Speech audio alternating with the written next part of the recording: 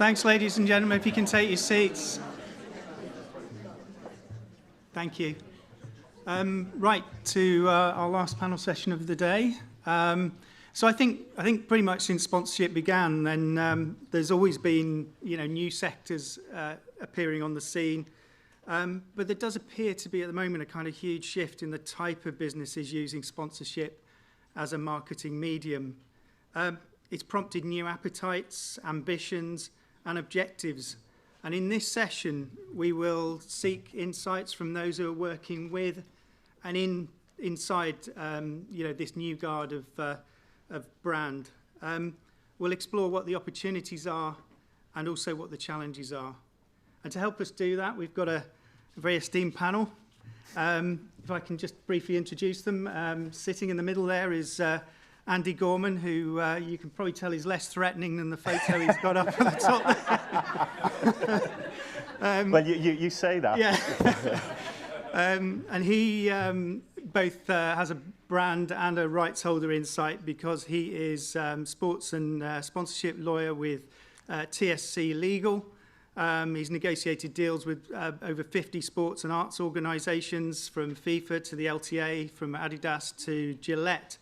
And just to continue a theme from earlier on, he's also a fellow Everton supporter, or sufferer, as I should say.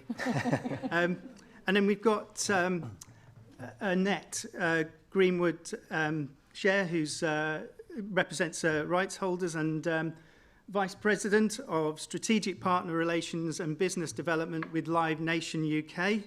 And her role sort of working very much with existing partners as well as cultivating new ones as well.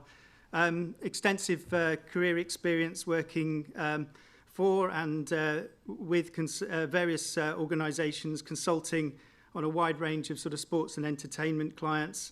And that included working on the development of the 100 format within the world of cricket. And also, I think, fantastically named dog called Disco. That's true, yes. Is something that stood out from the notes that I got. So, and then we've got Gemma Juviler, who is, again, representing the rights holder community, Commercial Director for the British Fashion Council, which is a non-profit focused on the development of the fashion industry, as it indicates in its title. She's built her career very much with ASOS a number of years ago, creating award-winning campaigns at that brand as part of its sort of launch trajectory. And then since then, she's worked with a number of startup and business transitions across the fashion, media and tech sectors. I'm not aware of any dog or football allegiance, but you can, no, that'll do. And then last but not least, on the far end there, we've got Mike Mannering, who again brings a brand perspective. So he's worked in-house as head of sponsorship at likes of Canterbury, Barclays, Carlsberg, and then more recently at Kazoo. And has operated as a strategic consultant. Mike's advised a number of organisations like Sport England, Guinness, Speedo, etc. So, dog or football team? Not Everton, unfortunately. Yeah, that'll do. But what we're going to do is just over the next half an hour or so is to explore the areas. I'll ask some questions, but as we go along, I'll perhaps ask the audience as well for chipping in any observations or questions. But just to perhaps kick things off, and Mike, if you don't mind fielding sort of first thing, is the sort of new guard of sponsors includes sort of fintech, food delivery, apps, car trading platforms, cryptocurrency exchanges, and other types of technology. Why do you think sponsorship has sort of been a sort of significant part of the play of those organisations? What's the sort of value that medium really presents, and what's your personal experiences around that? So I think initially, I suppose take it slightly from a Kazoo experience, there was a new product, new service, and a desire to very quickly grow brand awareness. So I'd say kind of a very direct, how do we rapidly grow the brand and the brand awareness? And the owner, Alex Chesterman, was a big believer that sponsorship was a mechanism through which to do that. And then I think the likes of Cinch kind of established very quickly off the back of Kazoo, and I think there was opportunity in the market as well at the time. The market, I'd say, kind of going back to 2018, 2019, was relatively soft. There were some good deals to be had. Then you hit into COVID, and there was a lot of deals to be had. And but I also think, kind of looking slightly more broadly, you've got businesses that had good levels of investment available to them, and they were looking at how they grow their brand quickly, and they saw sponsorship as an opportunity to do that.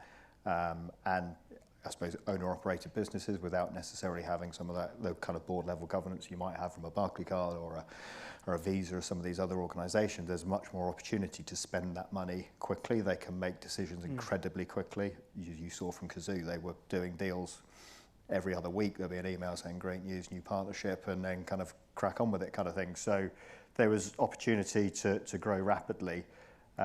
So I think there's also a little bit of fear of missing out maybe, and this is not any comment on any other kind of competitors to Kazoo, but I think within the sector, whether you look at fintech or crypto, I think there's someone's in there. We've got to follow in. We'll have seen it, I know, a number of years ago with the power companies, that kind of stuff. There is an opportunity in the market. People jump in. So I think that's part of it. So I think for me, they're the kind of key reasons. I think there's possibly also a belief that you can quickly go from awareness into kind of, from a performance marketing point of view, very quickly into sale, which I know we'll pick up on a little bit later. But I think there's a belief that can happen very quickly. Now, I think some sectors it's probably easier to do that. Maybe it's something that's not going to cost you £10,000 to £50,000 of a purchase. So I know an Uber Eats or like a Just Eat, I think you're in a really interesting category space there, where I think you can make those connections. So I think there are ones that can work much more quickly in that space. But opportunity and brand awareness is probably a key in the short term. Yeah, no, thank you. Andy, what would you throw into the mix on that? Yeah, I think Mike's right with the brand awareness piece, and that's tapping into a tried and tested model that we've seen a long time. I was chatting to Kevin Peake earlier on, reminiscing about N-Power, using exactly that with a new brand entering the market, blanket courage of Test cricket. Similarly, I did Aegon LTA a long time ago. A lot of brand presence on screens in front of people with the opportunities to follow up. It works. Yeah, absolutely. I mean, I just echo those comments. I mean, that's the common link, I think, between all of the so-called new guard of partners that are coming to Live Nation. I think, you know, you look at the likes of Cinch or GoPuff, which is the rapid grocery delivery service that we've worked with for a couple of years now, and that's the same. They come to us with the same challenge of brand awareness. And you know, you could argue that one quick way of doing that would be a mass out-of-home campaign, which, you know, many of them do that alongside the sponsorship activity. But I think where I think the sponsorship activity can really add value is the positioning and the association with other things, with IP. So in our case with music, I think it's just a really good way for audiences to understand the type of audience that brand is trying to reach. So I think that's where it can really add value. And I think, you know, in the case of music, where I think music sits slightly separately to perhaps sports, or, you know, and this isn't to throw shade on sport because I used to work in sport myself, but I think, you know, it does skew younger than sport often does, and it's very gender neutral as well. So it's just provides that distinction. I think that's why a lot of brands are coming to us specifically for that reach. Yeah, and Gemma, what would you? So our rights, one of the pieces that we sell is London Fashion Week, one of the assets that we have. And we worked with ClearPay last year, so it's a fintech, so it sits in this space. And I'd say that the reason they came on board, and one of the success stories from what they did with us, was in the engagement in their brand. They needed to educate the market. And so where advertising will tell you about the product, I think the IP rights, the sponsorship piece, allows for activation that enables a deeper conversation. And that's what London Fashion Week did with them, and it worked two ways. It was amplification out to a consumer to encourage them to use it from a retail perspective, but more importantly, from their point of view, it was a pipeline into B2B. So London Fashion Week being the sort of the biggest trade event in the calendar per year. So it worked really well for them, and I think from an IP buy and a sponsorship, it doesn't matter if the numbers are probably a lot smaller pound for pound than your out of home or your big shouting advertising campaigns. It's the sort of visceral emotional connection that you're getting with the audience, and it's the application of the product. A lot of these products are new, And so you have to demonstrate their usage. So, and NPower is obviously a big sort of shouting exercise, but with us it was more about activation of the actual technology, so it gave them that chance to show it off. Oh, great. So that's some of the sort of positivity around this aspect, but clearly, it comes with a risk, and I guess any type of business could go pop at any moment or have to retrench. I remember my first week at Oxford University being responsible for sports fundraising and sponsorship, and Lehman Brothers went bust, and they were the varsity match sponsors, so that was a bit of a baptism. But so there's always that. But if we think about very recently, whether it's our friends Kazoo or maybe TeamViewer and Manchester United, or some of the kind of financial investment platforms that have gone for shirt fronts, and others within Premier League teams recently, and some of the sort of scam side of that, there are some inherent risks with partnering with sort of unknown quantities as such. So I just wondered whether, with the panel, whether you think that that's just an inherent risk. It goes with the territory, and perhaps maybe you'd like to address that first, if you don't mind. Yeah, I suppose the first thing to say is we're a long-established sponsorship organisation, so the way that we approach working with any new partner is the same, whether that's a new company or a long-established business. So we always carefully evaluate prospective partners and do our due diligence. So that just applies regardless. I think yes, there are inherent risks when you look at working with. If you're looking at something in a completely new category, I think I'd argue that the sort of examples that I mentioned earlier, so like the likes of GoPuff and Cinch, you could argue that they're not necessarily new categories. They're not new, because if you think people have been buying and selling cars for years, just like people have been buying groceries for years and hundreds of years. So what we're looking at really is an evolution of the technology that's caught up and allowed people to do it in a way that is more convenient, it's much quicker, and so it's just adapting to changes of consumer behaviour. So I think the way that we approach any partnership is the same, and we have to think about the consumer rights at the end of it, and will this product or service add value, or does it in any way risk consumer rights? The examples that you mentioned or you've referenced were things that brands that have failed, and that's obviously a risk. But what tends to happen is there are mergers, there are acquisitions, and then there's usually a market leader that goes on to do well. So it's a constantly evolving thing, and it's something that we constantly evaluate. But that's just the way that we approach any partnership. I don't think it's any different with the sort of newer categories that we're talking about here. No. Mike, you've always had direct experience with this more recently, but so yeah, I think it's. I suppose if I put the shoe slightly on the other foot, what are the things to kind of look out for? I'd be thinking, kind of, there's an element of like, how much is this business investing and where? So are they spreading themselves?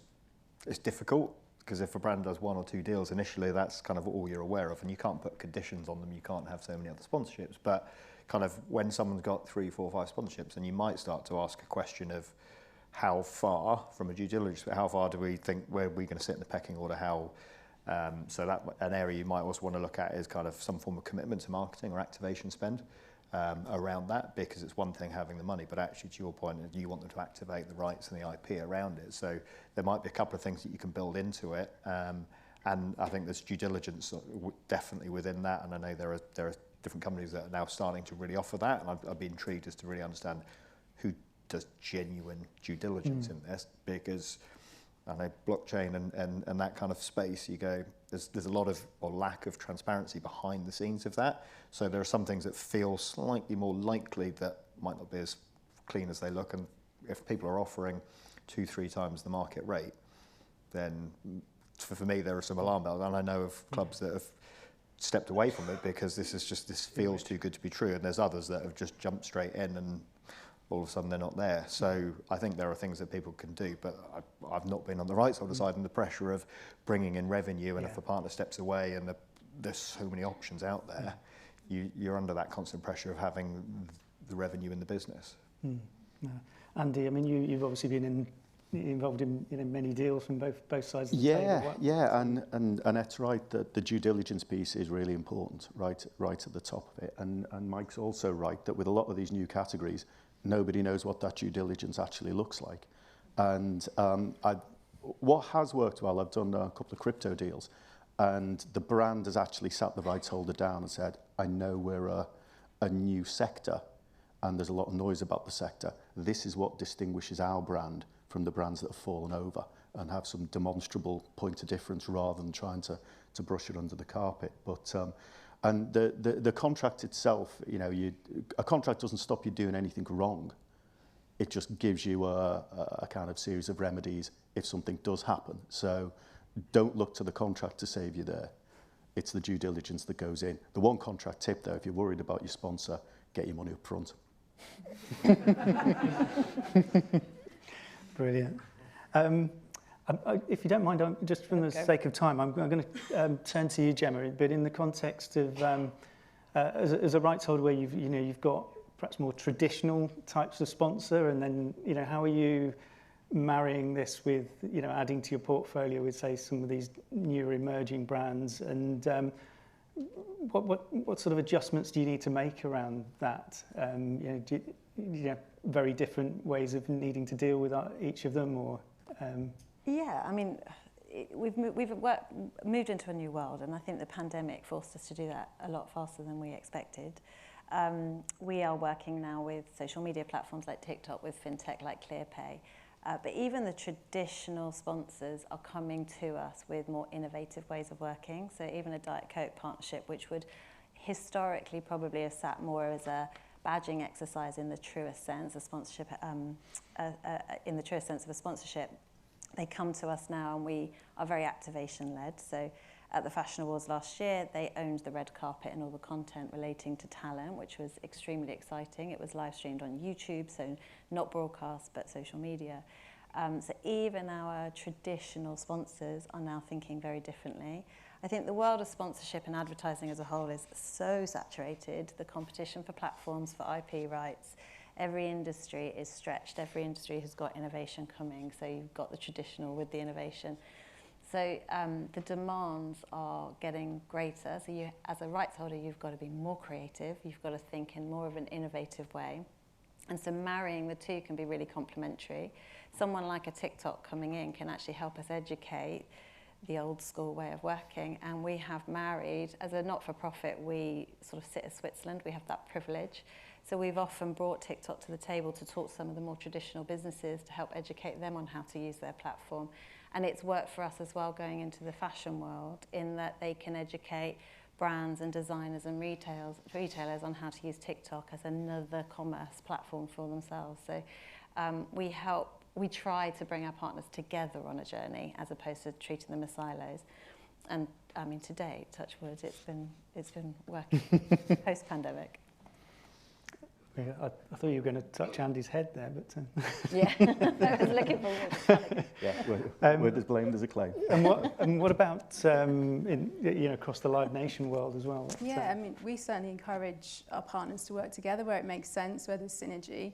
I hosted a lunch for International Women's Day last month, and had many of our key female partners along to that. And it's great just to get people together because you share experiences from different organisations.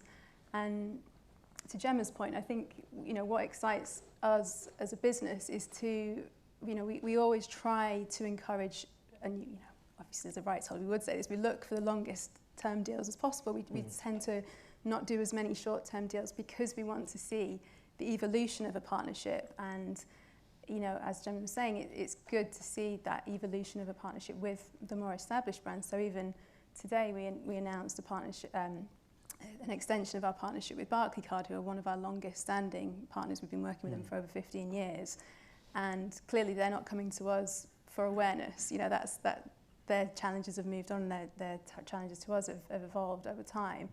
But what's interesting is in this new partnership with them, we've just announced that we're doing a bursary program for a number of, so it's a music bursary and a food bursary. So, it's just an interesting evolution, and that's what we try to do with any partnership that we enter into over a longer period of time.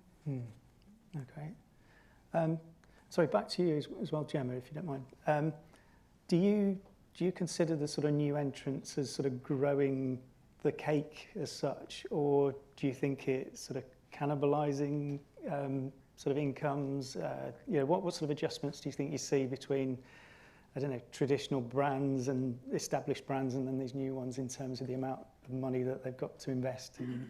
I mean, I can only speak from what we do, and I think they're just bringing such excitement to, I mean, we're in fashion, we're in trends, so it's constantly evolving, it's constantly moving.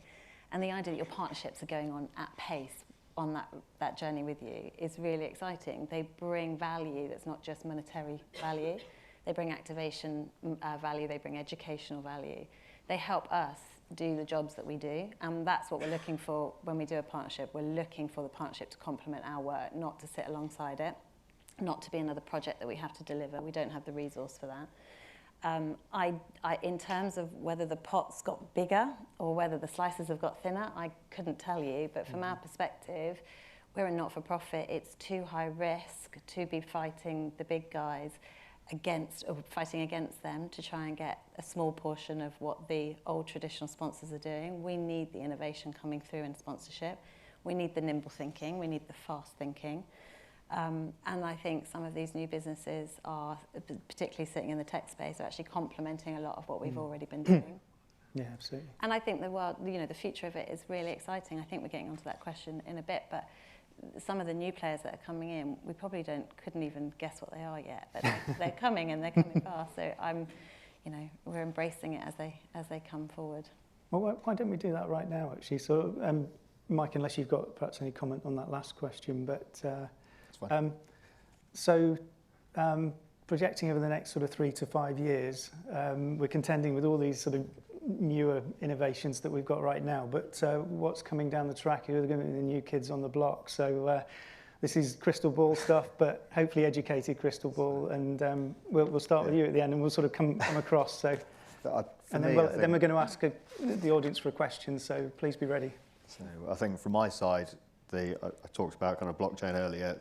That is a sector that it covers a multitude of areas. It's only going to grow. The numbers in there, it doesn't matter what report you look at, whether it's from a Deloitte or a TSC or whatever, it's growing, and it's fast-paced, exciting, and from an activation and engagement point of view, exactly what that looks like, I'd be genuinely guessing. I don't know, but I think that space is going to grow, and I think it's important that there will be players right now that we're seeing that are coming in and maybe aren't working exactly as we want them to see from a sponsorship point of view, but actually there will be others that come in and get it absolutely right and start to kind of, I think the challenge is bringing genuine benefit to that end consumer. I think the skepticism, and this is a personal view, is around it feels like I'm being monetized as opposed to the benefit or the enjoyment or something that I can do that is, and I think get that level right. I think Premiership or Premier League did a deal with Sorare recently. That kind of feels tonally much better. Now, I don't know exact kind of how that's going to work, but it feels tonally much more like something that people can get into, bring them in, see the benefit, and then go from there. So I think that area is definitely going to grow. So I think as rights holders, they're going to have to kind of embrace that, even if it's kind of carefully. And I think the other side of things is, which may be going slightly more into whether it's traditional, but where else is money coming from at the moment within, and I'm taking more from a sports perspective, but Middle East, Far East, China, India, look where the investments are coming into now. Okay, that might be quite football orientated, but cricket, there's a whole host of pieces going on there. So whether that's tourism, whether that's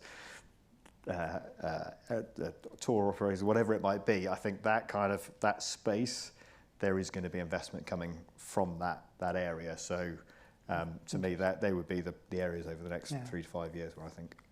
You can completely agree. I think for us, the exciting conversations we're having now, although we're dipping our toe in the water tentatively, is the metaverse. I think Web3 is really exciting.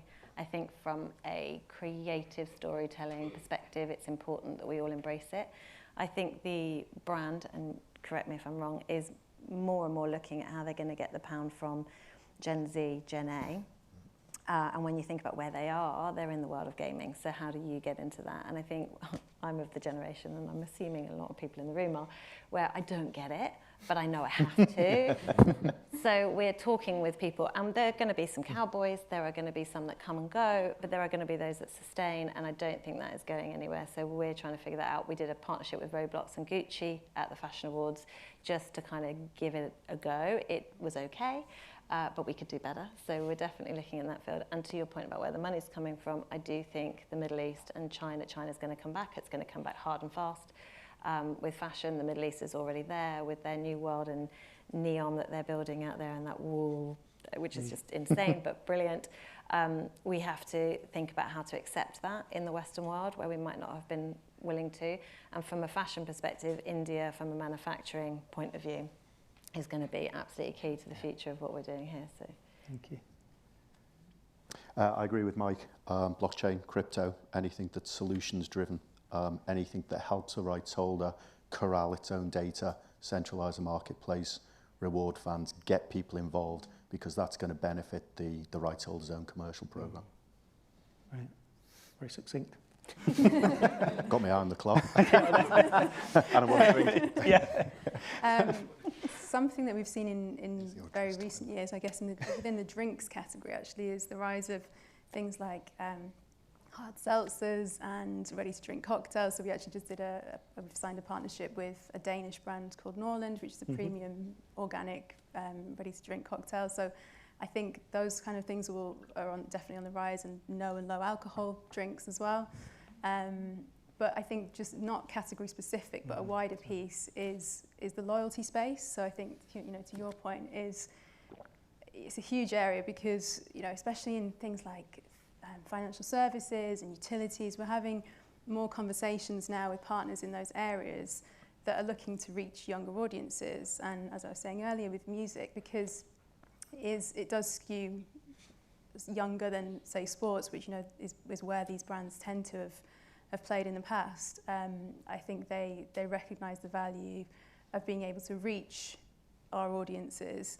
And, you know, we know that with things like utilities, perhaps people haven't really been shopping around. For the last 12 months, everyone's just been kind of holding on for dear life and turning off the heating. But we know that in the next 12 months, people are going to be shopping around as energy prices fall, and that's happening at the moment with insurance as well. So those sorts of companies, those brands are coming to us because they know that they need to prevent the churn and keep hold of customers that they may have acquired during COVID and you know, going forward. So I think that's a massive area of growth for us. Brilliant, thank you. Question from the audience. Have we got anyone that wants to throw their hand up first? There we go. Got a gentleman just there on the... Hiya. Yeah, it was interesting to hear you talking about traditional sponsors and marrying them up against emerging brands. And measurement's been an ever-present topic across the day. I just wondered, does the panel think new sponsors and new ambitions hold the key to driving forward progress and change? I'll pick that one up, I suppose. As I mentioned earlier, I think one of the challenges that some of the brands and sectors have is around performance marketing is becoming an ever-increasing, and rightly so, kind of aspect of how brands operate. I think there's a challenge of building and creating a brand. So even if you're a well-established brand like a Visa, there's still an element of like maintaining who are we, how do we remain relevant. So I think if people are moving into sponsorship because they want to sell more product very, very quickly, then I think that's a real challenge. And for rights holders, that's a massive challenge. And I think where you can kind of get a better balance of understanding sponsorship, in my mind, shouldn't just be really trying to do one thing. I think it needs to do a balance, and so you integrate it within your organisation in slightly different ways. But understanding how that performance measurement can work and having the right time frame on it. So I don't know, Kazoo selling cars, that might probably minimum spend in around £7,000 to £8,000 to anything up to, I know, £60,000 to £70,000. That's not, I might see it on the front of Everton or Aston Villa or wherever. I might happen to need a car next week, but I might not need that car for the next 3 years. Now, from a performance marketing point of view, they've come to me on day one, seen who I am, but my next time I go in is 18 months later. So from a attribution point of view, which is how performance marketing works from my perspective, sponsorship, zero, nothing, but direct the SEO guys will get a massive tick because they punched in kazoo.co.uk straight in. So you kind of go, there needs to be some evolution of understanding on that, and I think where people take their time to understand it, you will end up with a kind of much more balanced kind of play. Now that's kind of a view from one product sector. I think others like Just Eat, Uber Eats, those kind of things, will be able to see quicker measurement, and I think being relevant more often just because it's a cheaper product. But that's a kind of view from me. I don't think so, honestly. I think, yes, there's going to be innovation from the new, what do we call it, the new guard. They are going to innovate, of course they are, because a lot of them are innovative businesses, but I think old businesses, it sounds awful. I think the old school sponsorship guys, if they've got people in their business that are innovators, they'll innovate just as much. When I think about the two examples from the BFC in the last year, you've got TikTok, who, when we did a deal with them, we did a 2-year deal, which was as old as they were. So it was very hard to get them to sign it. But we've also done a deal with Diet Coke, and the content production that they both did was epic. And, you know, Diet Coke's been around forever. I mean, we all grew up with it. So I think you can get innovation from anywhere. But yes, I think the nimble nature of and the fast-moving pace of new players, I think the fact that they're not tied up in the old ways of working, I think then they're not necessarily so obsessed with the ROI. They're more about the brand awareness, which gives them freedom to be more creative. But you can be creative if you're a business that's been around for decades, I think. Great. Another question? No?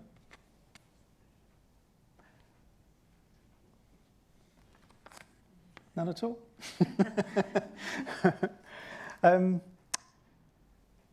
Well, one question we got that we haven't covered, although it touched on it there, was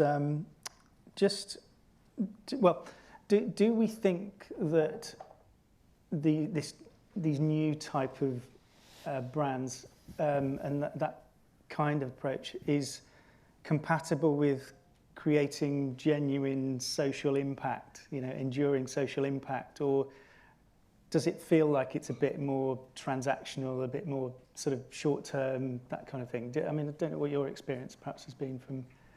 Yeah, I mean, thinking about it specifically from a music point of view, you know, I say music's always been at the forefront of driving social movements, and I think, you know, many of our artists and fans are kind of at the epicenter of driving social change. So I think by association, by extension of that, you know, there is an opportunity for brands to be associated with that and to be part of the conversation. I mean, you could argue that things, you know, the big societal issues like climate change, you know, sustainability, diversity and inclusion, all those things are bigger than sponsorship. But I think there is still a role for brands to play, providing they do it in the right way. There's, you know, there is a big but there, which is, and sorry to use the most overused word in the English language, is authenticity. Providing they come to it with shared brand values, I think they can be part of that conversation. But that's really the key, that any, you know, as referenced earlier in one of the earlier panels, is that anything that looks like greenwashing or green hushing, which is the new term that I've heard today, is, you know, fans will see through that straight away. And so it's just so important that we as rights holders work closely with our partners to make sure that they show up in the right way and that it's authentic. Yeah, I'm seeing that deals brand side. It's challenging rights holders. It's getting in the room and saying, I know this is what your package looks like, but what are you going to do for me in my sector with my brand, and how are you going to unlock the value for me to take that into my market? Because, you know, the old days of this is what this package looks like, deal with it, they're gone. Yeah. According to that clock down there, we've got 26 seconds left. Are we okay for a bit longer? Or? Up to you. I think I'm getting the impression maybe people want a drink. I'm good with that. So was that where I said I'm down for a drink? That what gave you that impression?